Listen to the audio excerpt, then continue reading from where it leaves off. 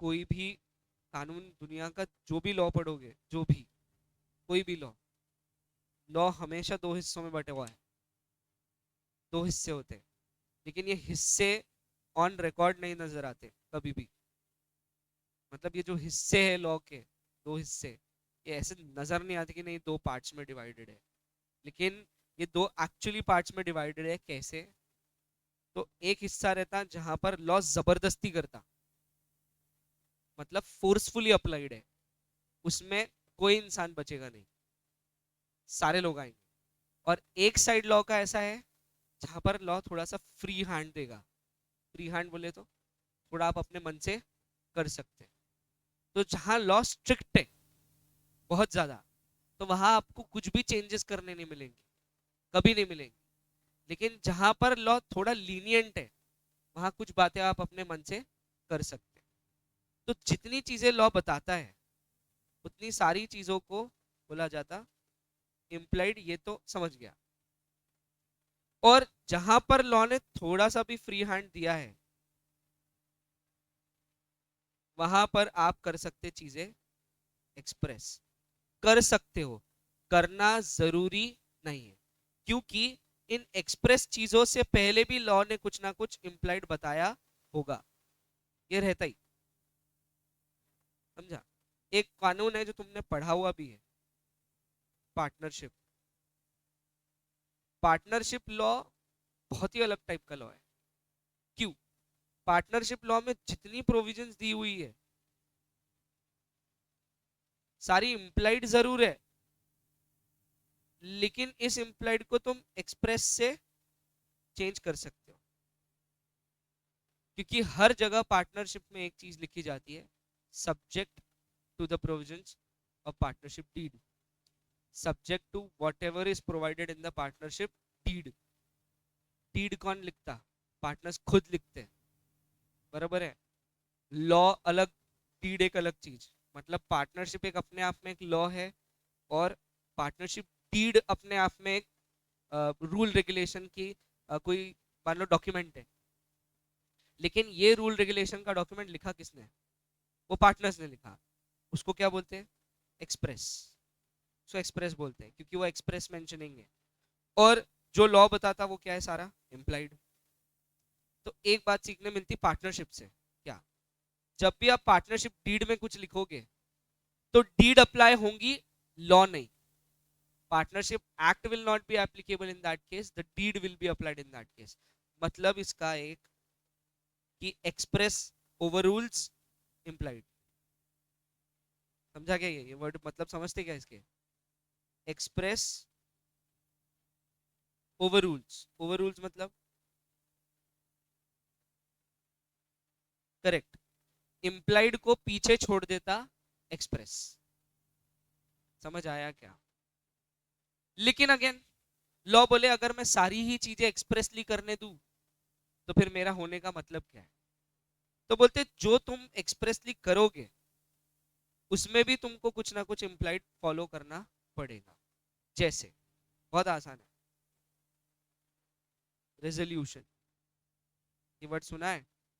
अगर एसपी पढ़ा होगा तो ये वर्ड सुना होगा, रेजोल्यूशंस। उसमें भी दो टाइप के रेजोल्यूशन तुमने वैसे पढ़े हैं, ऑर्डिनरी रेजोल्यूशन और स्पेशल रेजोल्यूशन, राइट? अपन बात करते हैं स्पेशल की। स्पेशल रेजोल्यूशन कितने परसेंट वोटिंग वोटिंग से पास होता? 75% और मोर वोटिंग से पास होता, राइट? तो मिनिमम कितना है? 75। बराबर है? पक्का? अब ये लिखा हुआ किधर है? कॉर्पोरेट लॉज में, मतलब कंपनीज लॉ में। और कॉर्पोरेट लॉ दुनिया का सबसे स्ट्रिक्ट लॉ माना जाता है। ऐसा क्यों? क्योंकि कॉर्पोरेट लॉ में लीनियंसी बहुत ही कम है, नहीं के बराबर है। लीनियंसी मतलब फ्री हैंड, कि आप अपने मर्जी से कुछ कर सकते हो, ये कॉर्पोरेट लॉज में बहुत कम है। ये पार्ट मतलब जो रेशियो अगर अपन पार्टनरशिप में पकड़े 50-50 का, कि 50% लॉ बताता, 50% तुम्हारे ऊपर छोड़ दिया, वहां कंपनीज एक्ट में 95% लॉ बताएंगे और सिर्फ 5% तुम्हारे हाथ में छोड़ेगा। इतना ज्यादा स्ट्रिक्ट है। तो corporate law is one of the very strict laws, very strict. But फिर भी कॉर्पोरेट लॉज ने इस स्पेशल रेजोल्यूशन के लिए प्रोविजन दिया जिसका नाम है एंट्रेंचमेंट। क्या नाम है? एंट्रेंचमेंट। एंट्रेंचमेंट का मतलब क्या होता है? एंट्रेंचमेंट मतलब इस 75% के प्रोविजन को आप नीचे तो नहीं ले जा सकते, मतलब 75% से नीचे स्पेशल रेजोल्यूशन पास नहीं हो सकता। आपको इसको बढ़ाना है तो आप बढ़ा सकते हो। समझ आया क्या? तो लॉ बताता आपको मिनिमम परसेंटेज कि इतना तो तुमको करना ही पड़ेगा, इसके उपरांत तुम अपने आप कुछ सोच सकते हो, कोई प्रॉब्लम नहीं। समझा क्या? इस वजह से हर लॉ की एक खास बात, अगेन मैं तुमको कंपैरिजन बता रहा हूं। 3 लॉ के अपन नाम लिखते हैं। एक लिखते कंपनीज एक्ट 2013, एक है पार्टनरशिप लॉज 1932, और एक अपन एग्जांपल ले लेते हैं कॉन्ट्रैक्ट, कॉन्ट्रैक्ट एक्ट 1872। अब तीनों में एक कॉमन चीज है, मैं बताता क्या। कंपनीज एक्ट अपने आप में एक लॉ है, तो यस लॉ तो है ही, तो बहुत सारे रूल्स रेगुलेशंस प्रोविजंस होंगे, लॉज होंगे। लेकिन कंपनीज एक्ट ने आपको दिया है पावर, एमओए और AOA, memorandum of association and article of association. ये दो डॉक्यूमेंट क्यों दिए मालूम है क्या? ताकि जो कंपनी को चलाने वाले लोग हैं या बनाने वाले लोग हैं, प्रमोटर्स या मेंबर्स या शेयर होल्डर्स, वो अपने मन से भी कुछ कर सके, उसके लिए उन्होंने एमओए और एओए का प्रोविजन डाला हुआ है। ताकि अगर उनको कुछ लगता है कि वो भी कुछ टर्म्स एंड कंडीशंस ऐड करना चाहते हैं जो लॉ में लिखी हुई नहीं है, तो वो कहां से ऐड कर सकते हैं? एमओए और एओए के द्वारा ऐड कर सकते हैं। समझा? सेम केस पार्टनरशिप में। पार्टनरशिप एक लॉ है, लेकिन एक और चीज है पार्टनरशिप डीड, बराबर? सेम चीज अगेन। पार्टनरशिप लॉज में कुछ स्टैंडर्ड्स बताए हुए हैं मिनिमम, वो तो है ही, वो लॉ फॉलो करना ही है। लेकिन पार्टनरशिप लॉ ने बोल दिया आपको इसके उपरांत अगर कुछ और भी लिखना है, कुछ एडअप करना है, तो आप कर सकते हो। किसके द्वारा? पार्टनरशिप डीड के द्वारा। मतलब अगेन पार्टनर्स के हाथ में फ्री हैंड है कि वो अपने मन से भी terms and condition rules regulation add कर सकते हैं। बराबर है? पक्का? अब बोले सर लेकिन कॉन्ट्रैक्ट में से तो ऐसा कुछ नहीं है, कोई डॉक्यूमेंट नहीं है एडिशनल, है बट वो दिखता नहीं है। कैसे नहीं दिखता है? तो कॉन्ट्रैक्ट में ना इसी चीज को उन्होंने बोल दिया इम्प्लाइड और बोल दिया एक्सप्रेस्ड। समझा क्या? जब आप एक्सप्रेसली अग्रीमेंट में कुछ लिखते हो तो वो लॉ ने नहीं बताया है, वो किसने लिखा है? कॉन्ट्रैक्टिंग पार्टीज ने लिखा है। किसने लिखा है? करेक्ट, ये हो गया एक्सप्रेस्ड। और इम्प्लाइड क्या है? जो कॉन्ट्रैक्ट एक्ट बताता वो इम्प्लाइड है। पॉइंट समझा? पक्का? तो जब बहुत ऑब्वियस बात होती है तो वो उसको बोलते हैं इम्प्लाइड, और जब बात ऑब्वियस नहीं होती है और बतानी पड़ेंगी आपको, तब रहता वो एक्सप्रेस। जब हम ये बोलते हैं अरे यार तेरे को समझता नहीं क्या, तो हम एक्सपेक्ट कर रहे हैं कि सामने वाले को ये बात बताने की जरूरत नहीं पड़नी चाहिए थी, है ना? क्योंकि अपन ने क्या डायलॉग यूज किया? अरे तेरे को नहीं समझता क्या, तूने ऐसा कैसे कर लिया? मेरे को तो लगा था कि तू ऐसा नहीं करेगा, क्योंकि मेरे को ऐसा लगा था तू समझदार है। मेरे को लगा था, लगा था, लगा था, लगा था, क्या लगा था भाई? कि तेरे को ये चीजें, बेसिक चीजें समझाने की जरूरत नहीं पड़ेगी, मेरे को ऐसा लगा था। लेकिन मुझे जब समझानी पड़ रही, मतलब मेरे को एक्सप्रेसली बतानी पड़ रही। तो कुछ चीजें ऐसी रहती है जहां कॉन्ट्रैक्ट करते वक्त कॉन्ट्रैक्टिंग पार्टीज बहुत ऑब्वियस मान के चलते हैं, तो वो एक दूसरे को उन चीजों के बारे में कुछ नहीं बोलते, क्योंकि उधर उनके ऊपर नजर बनाए रख रहा कौन? लॉ। कौन सा लॉ? Contract law. ये इनके ऊपर नजर बनाया हुआ है भगवान जैसे।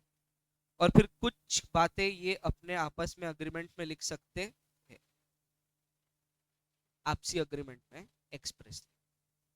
और हमेशा याद रखना, express over rules implied, express over rules implied.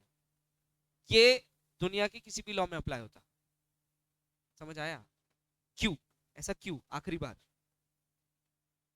तो अगेन ये मान लो पूरा डब्बा एक लॉ है, इसमें से 70% एवरेज चीजें बताता खुद लॉ, लेकिन 30% of the things is left on the parties, is left on the parties. Left on the parties, what parties? जो इस लॉ का कर रहे हैं यूज, उनके ऊपर छोड़ दिया जाता है। 70% चीजें बताता लॉ, और 30% चीजें छोड़ देते इस पे, पार्टीज पे छोड़ देते जो इस लॉ का वापर करने वाले हैं। सर ऐसा क्यों है कि पूरी चीजें लॉ नहीं बताता? अगर पूरी चीजें लॉ बताने लगे तो तुमको ऑक्सीजन के भी पैसे देने पड़ेंगे। समझा क्या? भारत सरकार टैक्स बहुत लगाती, इसके लिए बदनाम है, बराबर ना? हम हमेशा कंप्लेन करते रहते हैं, क्या हर चीज पे टैक्स, हर चीज पे टैक्स, कुछ तो टैक्स फ्री। तो उन्होंने बोला चलो टैक्स फ्री क्या, पूरा ही फ्री लो ऑक्सीजन बोले। क्योंकि अगर पूरा, अगर हम किसी चीज पर लॉ बनाना चाहे तो पूरा लॉ बनाएंगे ना, फिर तुम सांस भी नहीं ले पाओगे, इसको बोल देंगे तानाशाही हो गई।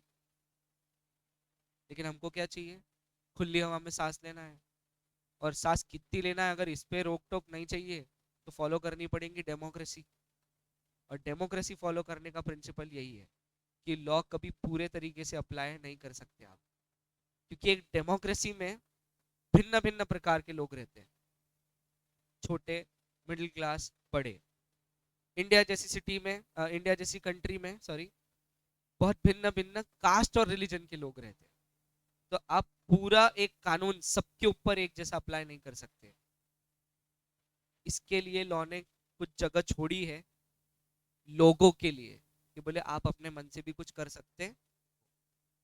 समझ आया? ये बेसिक रूल है कोई भी कानून का, चाहे कॉन्स्टिट्यूशन रहे, कॉन्ट्रैक्ट रहे, आरबीआई का एक्ट रहे, सेबी का लॉ रहे, कंपनीज एक्ट रहे, या फिर जो भी कानून हम पढ़ रहे हैं, एलएलपी एक्ट 2008, पार्टनरशिप, सोगा, व्हाटएवर, जो भी दुनिया के लॉज पढ़ोगे सब में ये बात कॉमन है, कॉमन है।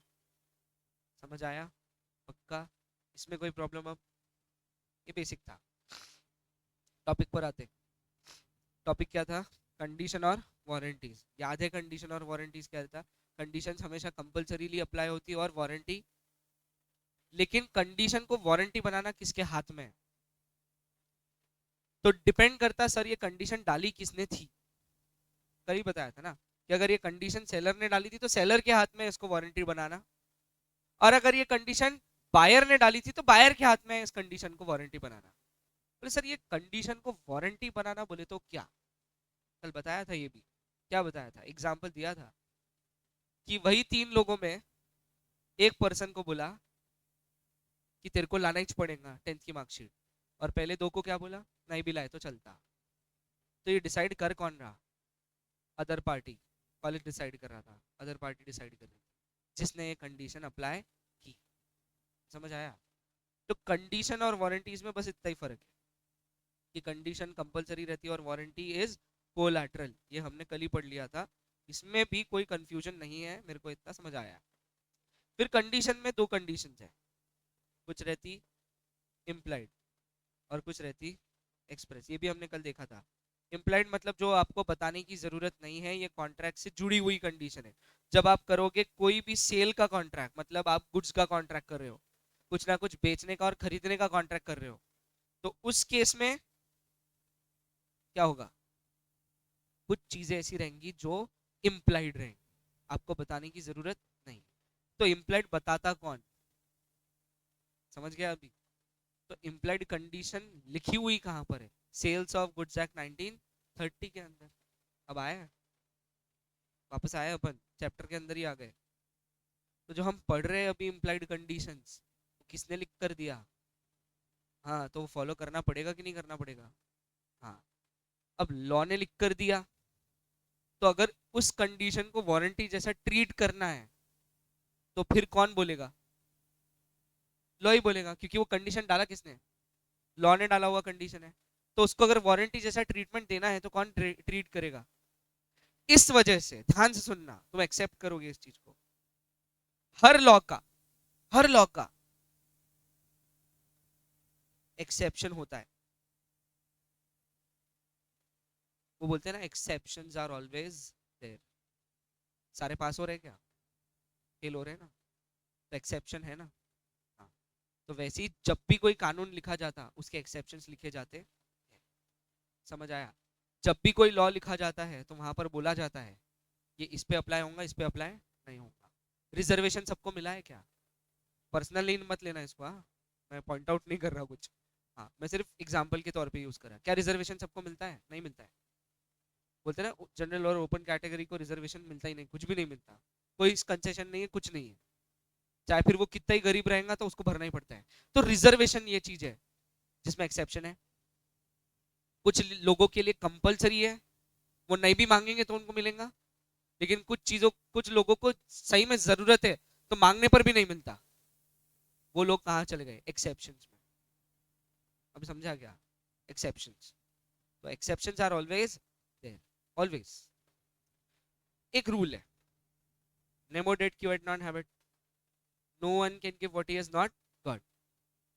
तो इसका मतलब हो गया कि जब तक के ओनर सेल नहीं करता तब तक के वो चीज वैलिडली आप किसी को बेच नहीं सकते। बराबर है? यही रूल है।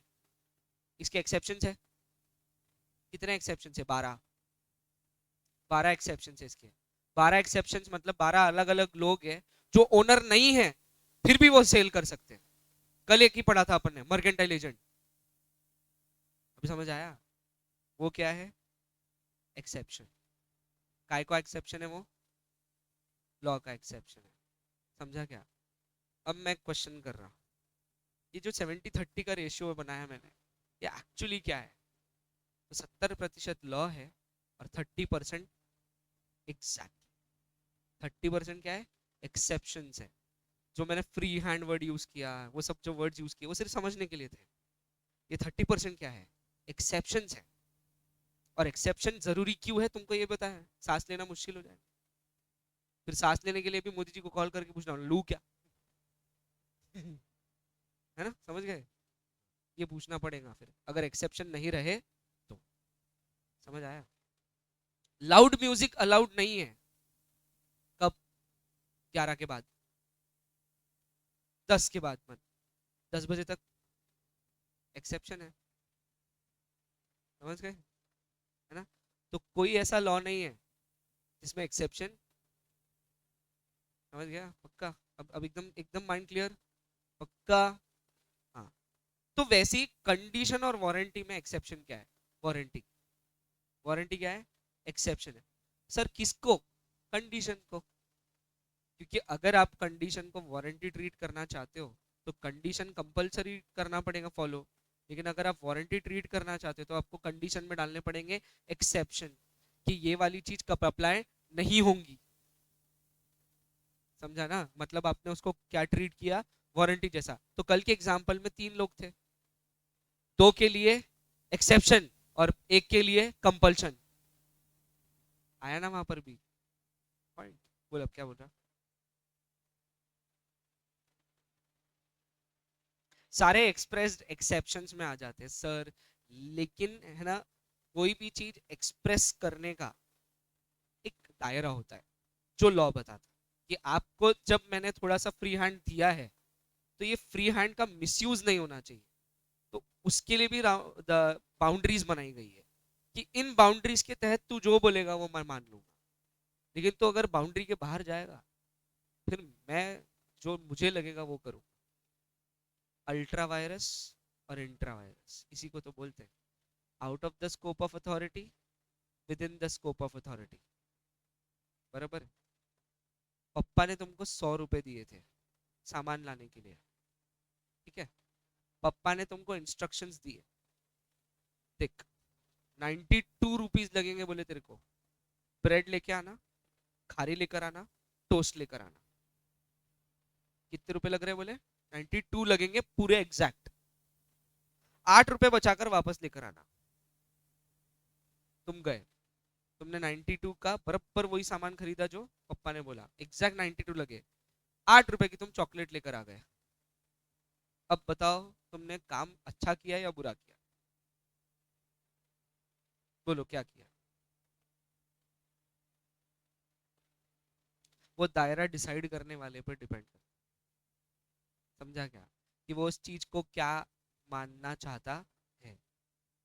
तो दायरा डिसाइड किया था तुमने, दायरे में रहकर एक काम तो किया ना, चीजें तो लेकर आए जितनी बोली गई थी उतनी, लेकिन तुमने एक गलती कर दी, 8 रुपए का जो तुमने वापर कर दिया वो दायरे के बाहर चला गया। उस चीज के लिए तुमको सजा हो सकती, लेकिन जो सही चीज तुमने की उसके लिए कोई सजा है क्या? क्यों नहीं है? दायरे में रहकर काम किया। समझ आया? लॉ यही तो है। लॉ क्या बोलता? मेरे को फॉलो करो, मैं कुछ नहीं करूंगा तुमको।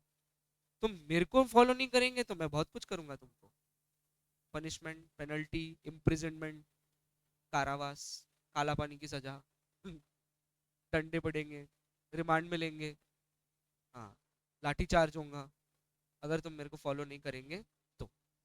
लेकिन तुम अगर मेरे को चैन से फॉलो करेंगे, मैं काय को तुम्हारे को डिस्टर्ब करूंगा। यही बोला उसने। अल्ट्रा और इंट्रा, ये दो कॉन्सेप्ट है जो आपको कंपनीज एक्ट 2013 में पढ़ने हैं, पढ़ेंगे अपन। समझा? ये बाकी चीजें समझी? तो अपन ने कल दो कंडीशंस पढ़ी थी, क्या क्या थी याद है क्या? पहली थी, दो कंडीशंस पढ़ी थी इम्प्लाइड वाली। क्या? कंडीशन एज टू टाइटल, और दूसरा था सेल बाय डिस्क्रिप्शन। बराबर है? टाइटल की कंडीशन क्या थी?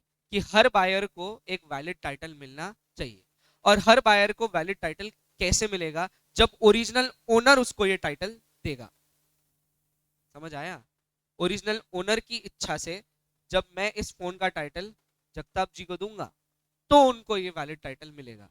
तो अधिकार किसका है? जगताप जी का, कि उनको एक वैलिड टाइटल मिलना चाहिए। और ड्यूटी किसकी है? मेरी, कि उसको एक वैलिड टाइटल देना मेरी जिम्मेदारी है। तो ये कंडीशन किसके लिए है? मेरे लिए। और अधिकार किसके लिए? इसके लिए। समझ आया? तो हम जो कंडीशन पढ़ रहे हैं, सारी की सारी कंडीशन किसके ऊपर एप्लीकेबल है? सेलर पे। समझा क्या? पक्का? प्रॉफिट कमाना है ना? ऐसा पूछा सेलर को, प्रॉफिट कमाना है? सेलर बोले हाँ, बहुत प्रॉफिट कमाना है। तो बोले देख, प्रॉफिट कमाने के लिए दायरा है, ये दायरे में रहकर काम कर। और दायरे क्या है? कंडीशंस, इम्प्लाइड कंडीशंस फॉलो करनी पड़ेगी। Condition as to title strict होने के बावजूद भी, उसके लिए दो प्रिंसिपल लगाने के बावजूद भी उसके एक्सेप्शंस है। पहला नेमोडेट कीवर्ड नॉन हैबिट, और अभी दूसरा पढ़ लिया इम्प्लाइड कंडीशन में पहला ही है कंडीशन एज टू टाइटल। दोनों जगह वो बात एक ही कर रहा, और बार बार किया उसने, 2 बार किया ये बात, लेकिन फिर भी उसने तीसरे यूनिट में एक्सेप्शन बनाए कि एक्सेप्शंस आर ऑलवेज देयर। समझ आया? लेकिन फिलहाल के लिए ये कंपलसरी है कि बायर को एक वैलिड टाइटल मिलना चाहिए। That is condition as to title. दूसरा, सेल बाय डिस्क्रिप्शन। डिस्क्रिप्शन मतलब आपने स्पेसिफिकेशंस बताए थे कुछ गुड्स को लेकर, तो आपको जो माल प्राप्त हुआ है वो गुड्स आपके करस्पॉन्ड होने चाहिए विद द डिस्क्रिप्शन। म्हणजे आपने जो चीजें बताई थी कि आपको ये चीजें चाहिए उस गुड्स में, वो सारी चीजों को मैच करना चाहिए आपके गुड्स। एग्जाम्पल याद है, मैंने कल दे चुका हूँ। डिस्क्रिप्शन इंपॉर्टेंट वर्ड है। तो जो आपने डिस्क्राइब किया था, आप कौन? बायर ने डिस्क्राइब किया था। सर किसके सामने? सेलर के सामने। तो जो बायर ने डिस्क्राइब किया था, मेरे को ब्लैक कलर का शर्ट चाहिए, बोला था मैंने उसको, ठीक है, वो बता रहा ब्लैक कलर का टी शर्ट, कर लू एक्सेप्ट? क्या फर्क है टी शर्ट और शर्ट में? क्या फर्क है? टी शर्ट में बटन नहीं होते और शर्ट में बटन होते हैं। हाँ, ये सबसे इंपॉर्टेंट डिफरेंस है। हाँ, टी शर्ट हाफ स्लीव्स हो सकता है, लेकिन शर्ट हमेशा, देखा? हाँ, तो फिर डिफरेंशिएटर होना चाहिए ना। तो ये समझने वाले को समझा कि नहीं समझा, ये अपने को नहीं समझा। हाँ, तो उसको मैंने इसलिए क्लियरली बोला था ब्लैक कलर का शर्ट बताना। उसने बताया ब्लैक कलर का टी शर्ट, बहुत जबरदस्त बताया टी शर्ट, बिल्कुल एक नंबर क्वालिटी का, बट मेरे डिस्क्रिप्शन को मैच, रिजेक्ट। समझ आया क्या?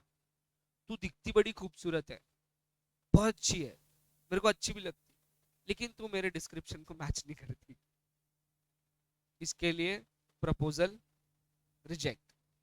समझ आया? देखना कितना खुश हो रहा। तेरे को पार्वती थोड़ी मिलने वाली है, नीलकंठ। ठीक, आगे नेक्स्ट, सेल बाय सैंपल है नेक्स्ट वाला। देखो सैंपल मिला, सैंपल मतलब क्या? अब जैसे तुम कोई भी चीजें खरीदने जाते हो तो बहुत सी बारी तुमको सैंपल बताते पहले, भाई ये सैंपल पीस। सैंपल पीस जो तुमको बताया, तुमने उसको देखकर ऑर्डर प्लेस किया था, बराबर है?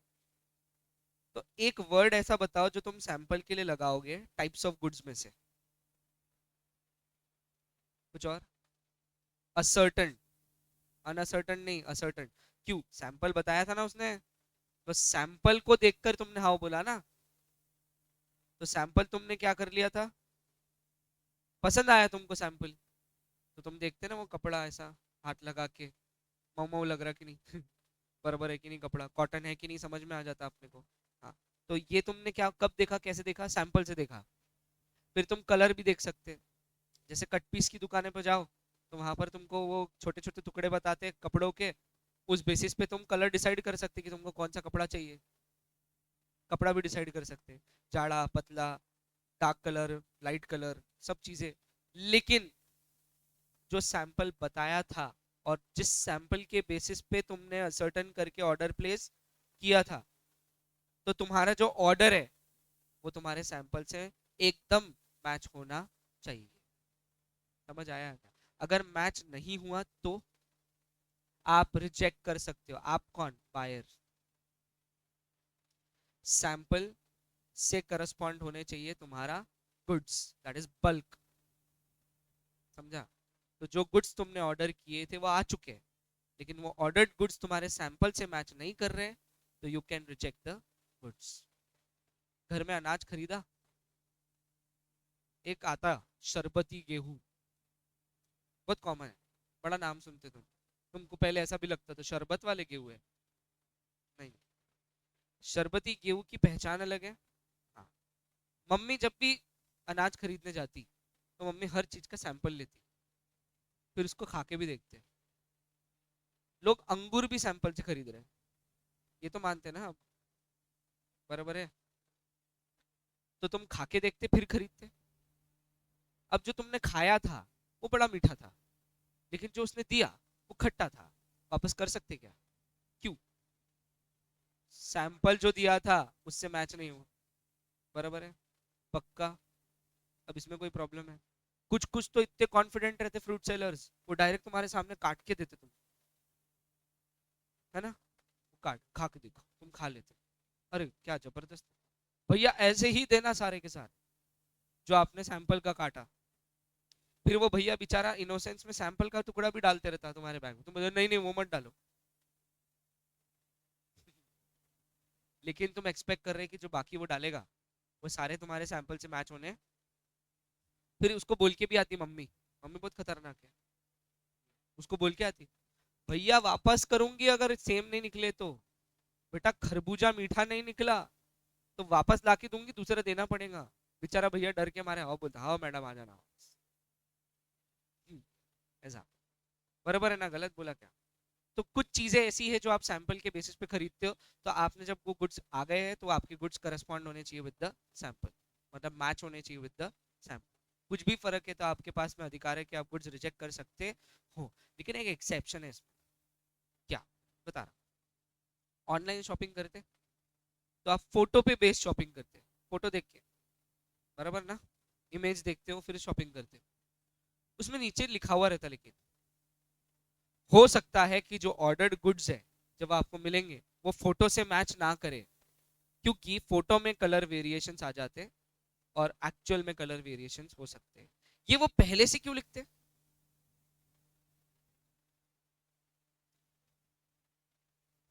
ये वो पहले से उधर लिखकर क्यों रखते हैं? ताकि तुम उनके ऊपर सेल ऑफ डिस्क्रिप्शन या सैंपल ना डालो, कंडीशन नहीं डाल सकते फिर तुम वहां पर। वो कंडीशन वहीं खत्म हो गई थी जब उसने क्लियरली तुमको बता दिया था कि the image in the photo will may not match with the original। समझा ना? बिकॉज फोटो में कलर वेरिएशंस आ सकते हैं, एग्जैक्ट कलर आएगा इसकी कोई गारंटी नहीं है। ये ऑनलाइन ऑर्डर लेते वक्त ही वो क्लियरली वहां पर बता देता। समझा? तो वहां पर आप ये कंडीशन नहीं डाल सकते, किस पे? सेलर पे। क्लियर है? पक्का? प्रॉब्लम कोई? अच्छा, अगर आपको डैमेज्ड गुड्स आए तो रिटर्न कर सकते, क्यों? डैमेज थे, अच्छा ये बताना पड़ता क्या अपने को, बायर को, सेलर को, क्या डैमेज वाले गुड्स मत भेजना, ऐसा बताना पड़ता क्या? नहीं, वो इम्प्लाइड है। तो समझा क्या?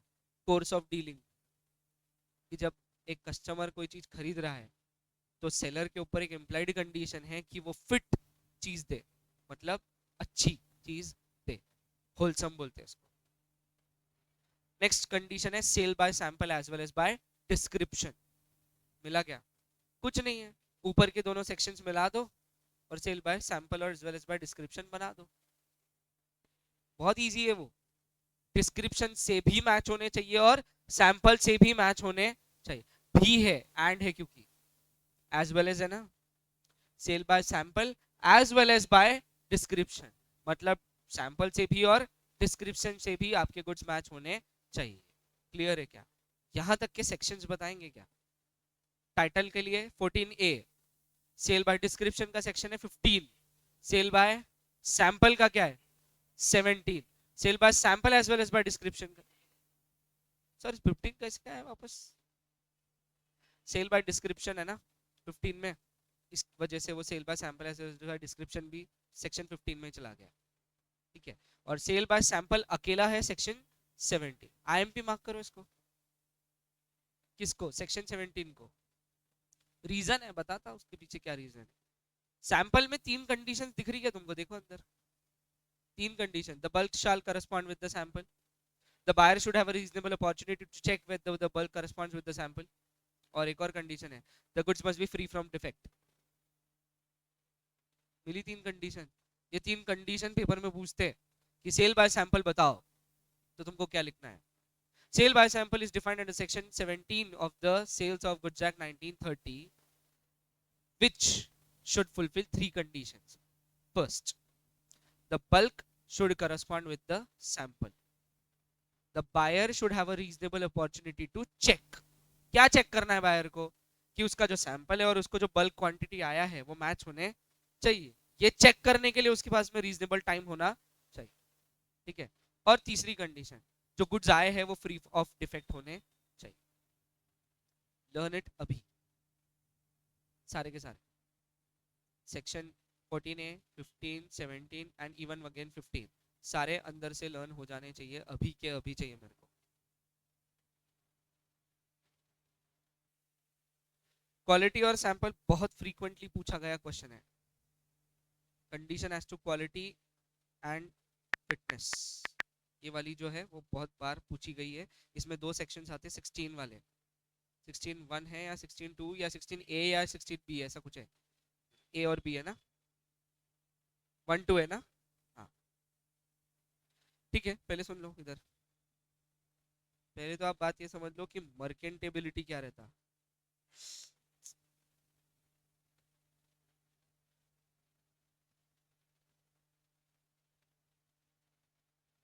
समझता किसी को मर्केंटेबल क्या है? Exactly exactly. तो ऐसे कौन से गुड्स है जो दोबारा बेचे जा सकते हैं, मतलब वो गुड्स की कंडीशन पे डिपेंड करेगा।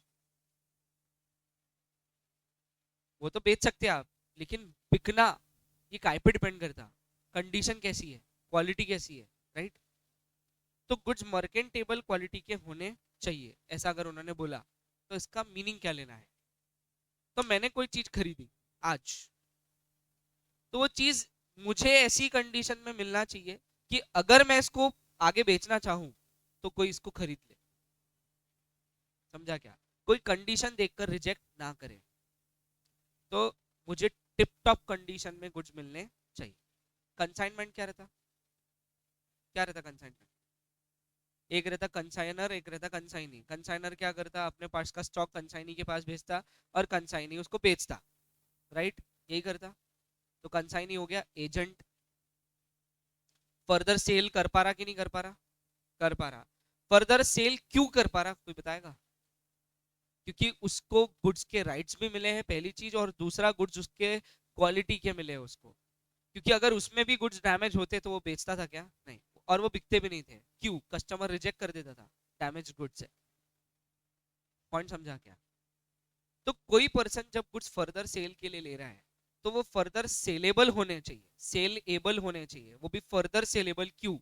तो मैंने अपने सप्लायर से गुड्स खरीदे अपने कस्टमर को देने के लिए, तो मेरे लिए भी वो गुड्स फर्दर सेलेबल होने चाहिए। ऐसी कंडीशन मुझे अगर गुड्स मिले, ऐसी कंडीशन में गुड्स मिले, तो that will be the goods of merchantable quality.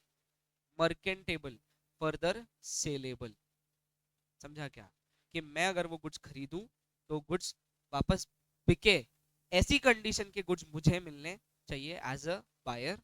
और एज अ एजेंट जब मैं उसको बेचूंगा तो तब वो गुड्स इजीली बिक जाए, तो उसको बोलते हैं further saleable, and that means merchantable good. Simple है, कंसाइनर कंसाइनी बोल ले, डीलर बोल ले, होलसेलर बोल ले, इवन रिटेलर भी आ जाता है इसके अंदर। क्यों? मैन्युफैक्चरर कोई और रहता, फिर मैन्युफैक्चरर और रिटेलर के बीच में कौन रहता? डीलर या होलसेलर रहता, तो वो बन जाएगा वहां पर कंसाइनी। ऐसा एक टाइप से। कस्टमर के साथ में दूसरी कंडीशन है, दूसरी है होलसमनेस, उसी को प्रूफ है। ठीक है, अब जो सबसे इंपॉर्टेंट है उस पे आते हैं। ये मर्केंटेबल वाली लीस्ट इंपॉर्टेंट है, क्योंकि इजी है ये कंडीशन और ये पूछते भी नहीं, इतनी कोई खास नहीं। हाँ, अगर एक क्यूमुलेटिव क्वेश्चन आया कि भाई इंप्लाइड कंडीशंस बताओ कोई भी चार, तो वहां पर ये आ जाएगा। अभी ध्यान से सुनना, ये सबसे इंपॉर्टेंट है, quality and fitness. Condition as to quality and fitness. पहली लाइन, पहली line, there is no implied condition as to quality and fitness। as to quality and fitness, इस लाइन का मतलब क्या है?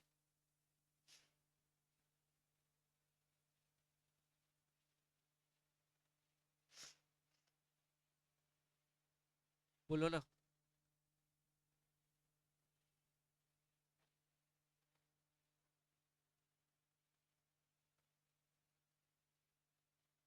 गुड्स की क्वालिटी, इसके ऊपर आप कोई इम्प्लाइड कंडीशन लगा नहीं सकते। इसका क्या रीजन है? तो देखो, दुनिया में हर गुड्स की और वेराइटीज होती है। एक हाई क्वालिटी होती है, एक मीडियम क्वालिटी रहती है, और एक लो क्वालिटी रहती है, बराबर? सेम गुड्स है, लेकिन तीनों में अंतर है। मैं बताता। एक है जो पानी पूरी बेच रहा एग्जैक्टली गटर के बाजू में, बिल्कुल साफ सुथरा नहीं। एक पानी पूरी बेच रहा साफ सुथरा है, अगरबत्ती वगैरह सब लगाता, लेकिन पानी में खुद ही हाथ डालता। और एक है जो स्टैंडर्ड है, वो पन्नी लगाता सर पे भी, हाथ में भी पन्नी बांधता, पानी बनाते वक्त भी उसके हाइजीन मेंटेन्ड है, सब कुछ चेक करके पानी भी बिस्लरी का यूज कर रहा, और फिर वो तुमको पानी ऐसे खिलाता, पानी पूरी ऐसे खिला रहा, प्लास्टिक का हाथ पहन के, मतलब वो प्लास्टिक पहन के, बराबर ना?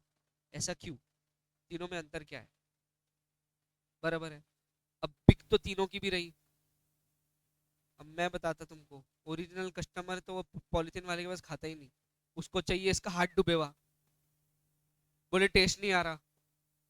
क्यों? बोले मैले हाथ नहीं गए अभी तक, मजा नहीं आ रहा बोले पानी पूरी में। तो पानी पूरी का वो इमेज बन चुका अपना, क्या इधर। लेकिन है ना दुनिया में लोग जो सोफेस्टिकेटेड खाना चाहते हैं, तो वो महंगी पानी पूरी खाते हैं। मैंने खाई है, मैं बता रहा एक जगह, कितने की खाई वो भी बताता। 200 रुपए की चार पानी पूरी, 200 रुपए की चार पूरी, चार, चार प्लेट नहीं, चार पूरी, 200 में चार। हाइट हो गई वो, एक्स्ट्रा पपड़ी पकड़ लो, पांच, बस। नहीं, ऑब्वियसली नहीं ना। नहीं नहीं है। भाई दुबई में पानी पूरी कौन खाएगा? तो 200 में कितनी? पांच। मैं बताता ना कहाँ खाया। लवासा सिटी पता है? शरद पवार जी की सिटी है। लवासा, पुणे के पास, उधर है। बहुत महंगा है उधर सब। तो उधर ये 200 की 5 मिल रही। एक बार ट्रायल भाई, क्या है इसके अंदर ऐसा, है ना। तो ये क्वालिटी इम्प्लाइड कंडीशन इसी वजह से नहीं है क्योंकि हमारे यहाँ पर भिन्न भिन्न प्रकार के लोग रहते हैं जिनका इनकम का सोर्स बहुत अलग अलग है और इनकम का लेवल भी अलग अलग है। किसी की कम है, किसी की बहुत ज्यादा है, किसी की ठीक ठाक। तो वो अपनी इनकम के अनुसार गुड्स की क्वालिटी को चूज करते हैं। बराबर है कि नहीं, समझा। जिसके पास बहुत ज्यादा पैसे वो 200 में 5 खाएगा, जिसके पास बिल्कुल कम पैसे एकदम ही नेग्लिजिबल है वो 10 में 7 खाएगा, लेकिन नाली के बाजू में। क्यों? वहां सस्ती मिल रही। और अपने जैसे लोग ठीक ठाक जिनके पास पैसे है वो 10 में 5 खाते हैं। हाँ, कहाँ खाते हैं? स्कूल के सामने, मूंगीलाल बाजूरिया, जीएमसी के सामने, करेक्ट। हाँ, खाते ना। हाँ। तो पॉइंट क्या हो गया? वेरिएशंस है, लेकिन ये वेरिएशंस किसने डेवलप किए? हमने, कंज्यूमर ने किए। क्यों? तो कंज्यूमर की पेइंग कैपेसिटी और विलिंगनेस टू पे पे डिपेंड करता कि वो कौन सी चूज करना चाहता। विलिंगनेस टू पे, इकोनॉमिक्स का पे करने की इच्छा, इस पे डिपेंड करता कि वो कौन से गुड्स उठाता। इसके लिए क्वालिटी और फिटनेस पर कोई रेस्ट्रिक्शन नहीं। समझा क्या? कोई कंडीशन नहीं है वहां पर। इसके लिए पहला लाइन लिखा जाता, there is no implied condition as to quality and fitness because it depends upon the customers choice. लेकिन एक बार हुआ था क्या कि अकोला में बहुत सारे पानी पूरी वालों के ठेले एकदम चकनाचूर करके फेंक फुका दिए थे। क्यों? रीजन, 2 साल पहले की बात है, 2 3 साल पहले अभी अभी रिसेंट की बात है, ऐसे कोई बहुत पुरानी बात नहीं। तो क्यों हुआ ऐसा? पानी बहुत ही गंदे क्वालिटी का यूज कर रहे थे वो, प्लस वो पानी एक दिन पुराना भी था किसी किसी के यहाँ पे। किसी किसी आया तो बकायदा गटर में से निकाला हुआ पानी था, बोले साफ गटर है हमारे यहाँ, गटर साफ। ये ऐसा उन्होंने वीडियो बनाने के लिए किया या काय के लिए किया वो नहीं मालूम, आपसी दुश्मनी के लिए हुआ ये मेरे को नहीं मालूम, लेकिन ये हुआ। ठीक है। तो कुछ बंद कर दी गई, डायरेक्ट बैन, उनको जेल हुई, 2 4 दिन को जेल में रखा, पेनल्टी भरने लगाई। क्यों? उन्होंने लोगों के हालत के साथ, हेल्थ के साथ खिलवाड़ किया। और बोले सर ये कहाँ से आ गया बीच में? मैं बता रहा। तो देखो, एज इंसान, हम इंसान हैं, हमारा एक इंसानी अधिकार है क्या, चाहे हम कितने ही कम पैसे देकर लो क्वालिटी की चीज खरीदे, लेकिन वो एक मिनिमम स्टैंडर्ड की होनी चाहिए। खाद्य पदार्थ खाने लायक होना चाहिए जिससे किसी को हेल्थ पर नुकसान ना हो, ऐसे होने चाहिए। ये मिनिमम क्वालिटी मेंटेन करना सारे ही पानी पूरी वालों का काम है। मिनिमम क्वालिटी मेंटेन करना जिससे किसी को हेल्थ इश्यूज ना हो, ये सारे ही प्रोडक्ट बनाने वाली कंपनीज का काम है। कुछ समझ आया क्या?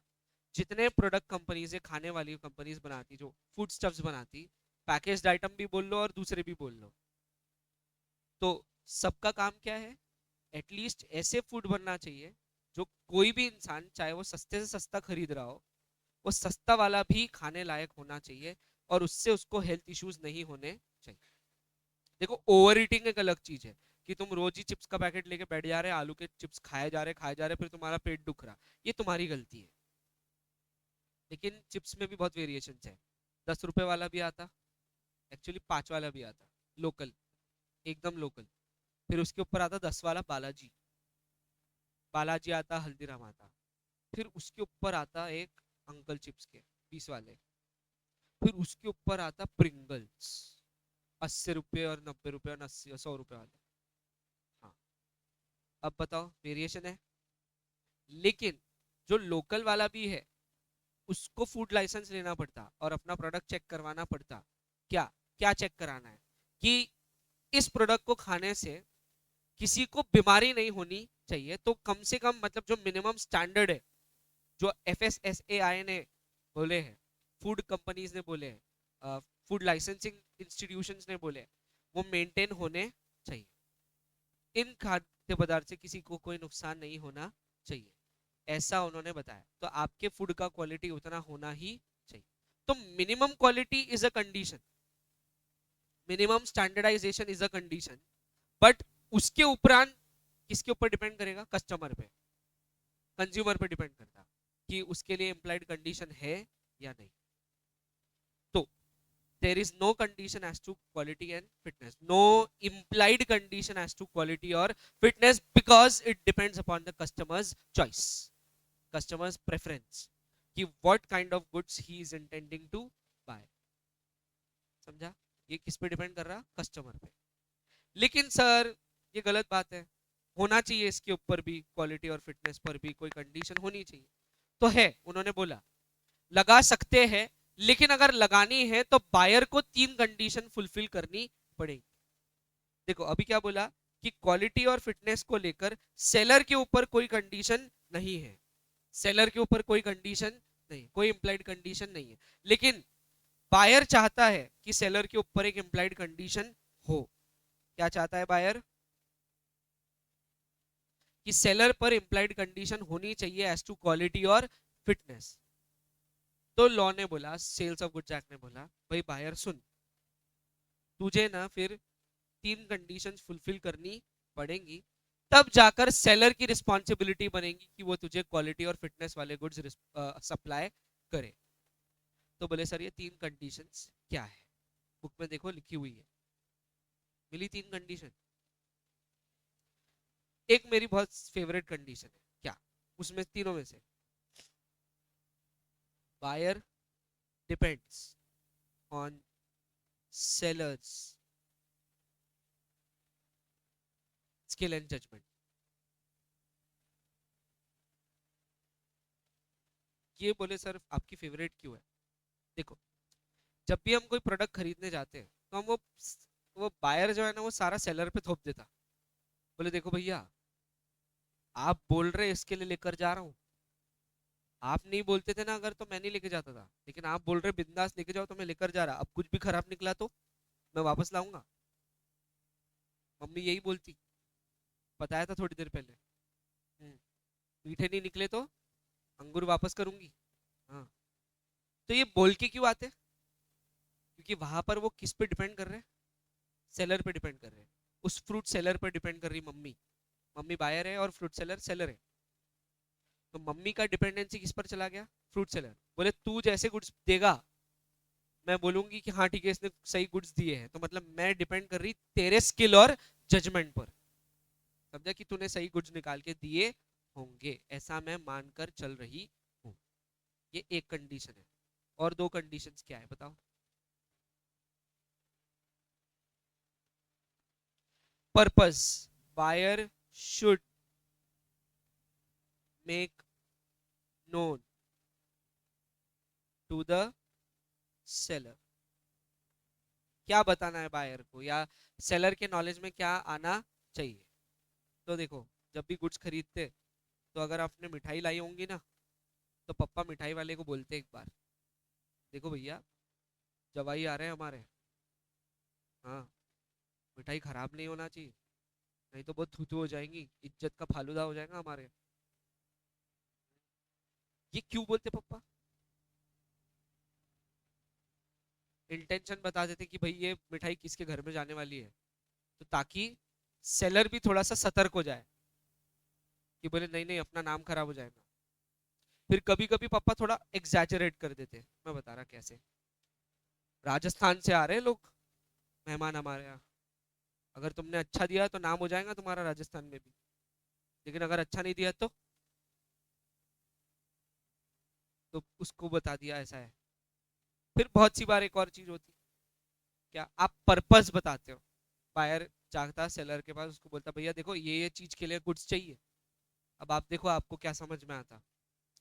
अब सेलर के पास 2 ऑप्शन है, अगर उसको बायर की नीड्स नहीं समझ में आ रही तो उसने डायरेक्ट मना कर देना चाहिए, और अगर वो बायर की नीड्स को समझ पा रहा है तो सेलर ने फिर उस हिसाब से ही गुड्स उसको निकाल कर देने चाहिए। क्यों? बायर ने कंप्लीटली पर्पस बता दिया है।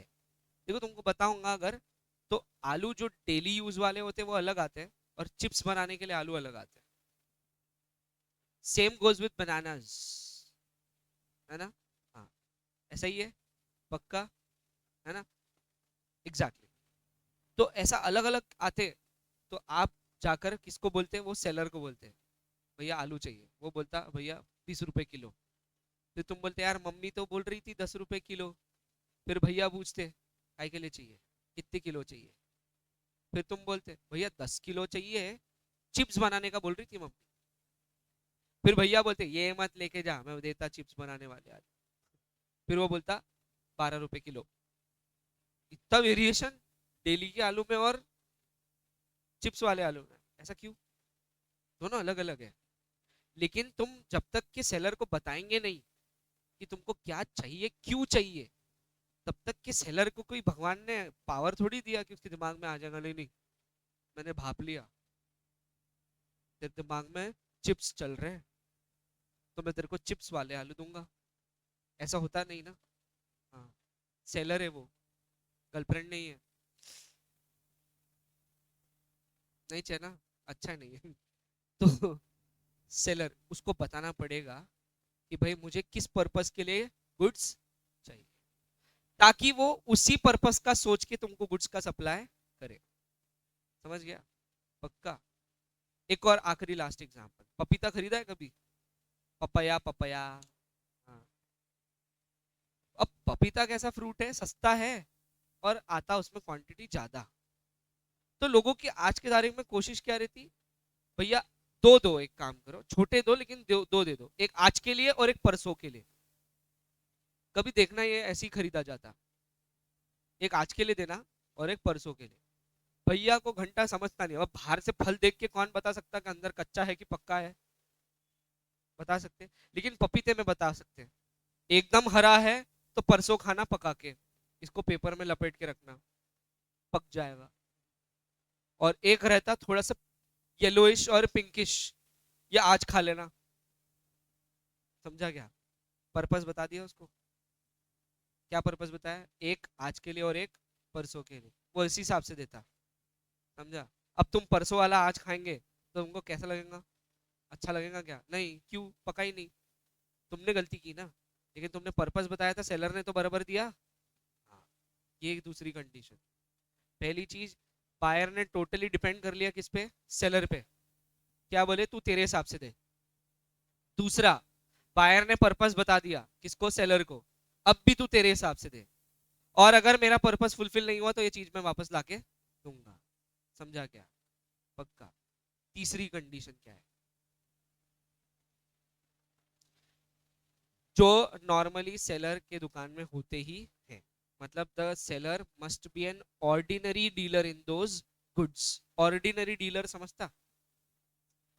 तुम फ्रूट वाले के यहाँ पे जाके कभी स्टेशनरी मांगते हो? क्यों नहीं मांगते? सर फ्रूट सेलर ना, कैसी बात कर रहे हो? लेकिन स्टेशनरी वाले के यहाँ पे जाके फ्रूट मांग सकते सर?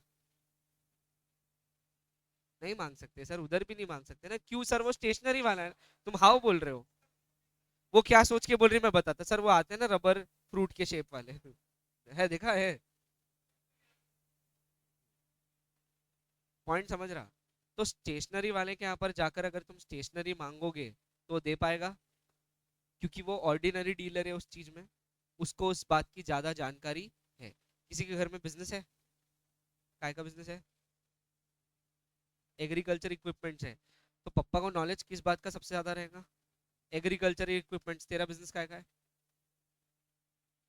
डेली नीड्स होलसेलर है, तो उसका नॉलेज काय में रहेगा? अब इन दोनों के पास में अगर तुम जाके पेपर खरीदेंगे, पेपर अलग अलग क्वालिटी के आते हैं, इनको आएगा क्या नॉलेज? क्यों नहीं है? क्योंकि ये ऑर्डिनरी डीलर ही नहीं है उसमें। इसको बोलते हैं भैंस के आगे बीन बजाने जैसा है। बीन किसके आगे बजाते हैं? सांप के आगे, आस्तीन के। और भैंस के आगे बीन बजाने से कोई मतलब है? नहीं, उसको समझ में नहीं आ रहा, वो ऐसे ऐसे करती रहेंगी।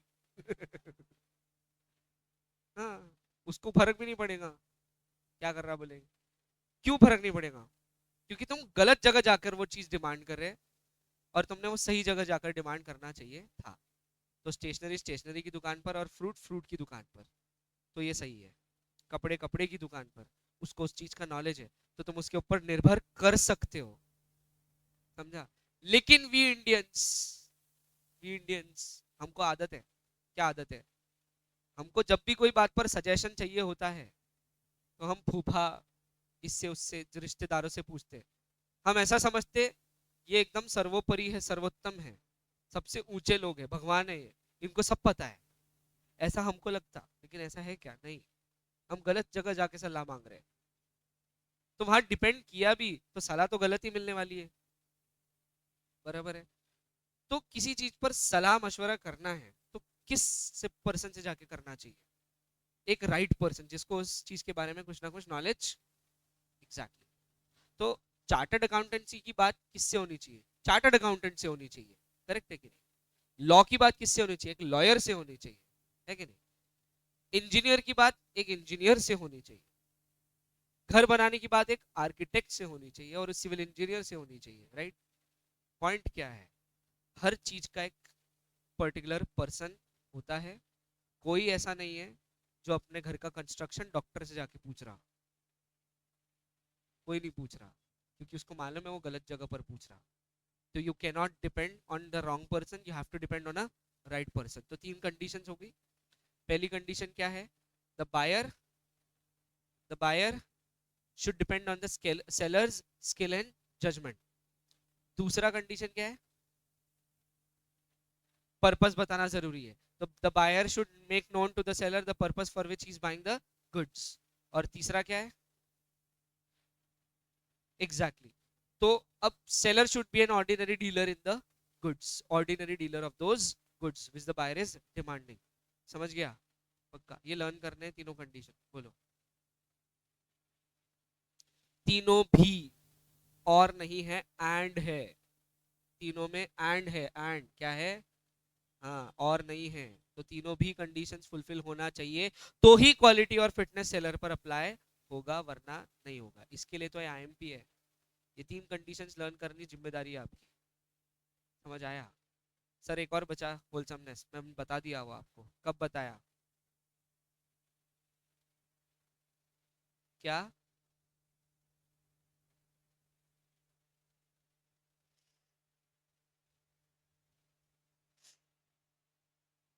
मेरे को तेरा पॉइंट नहीं समझ रहा कि तू पूछना क्या चाहता है। हाँ।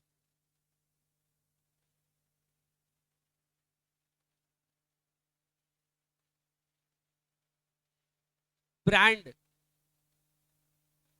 वो ज्यादा केवी टेम्पटर में वो देखेंगे अपन वहां पे कि ब्रांड का क्या कैलकुलेशन करना है ऐसी चीजों पे। अभी फिलहाल बेसिक कंडीशंस थी ये। सबसे पहले ये कंडीशन एज टू टाइटल, दूसरा है सेल बाय डिस्क्रिप्शन, तीसरा सेल बाय सैंपल, चौथा sale by sample as well as by description. उसके बाद में आता sale by sale on the basis of quality और फिटनेस, मर्केंटेबली मर्केंटेबिलिटी, और आखिरी होलसमनेस। होलसमनेस समझता क्या?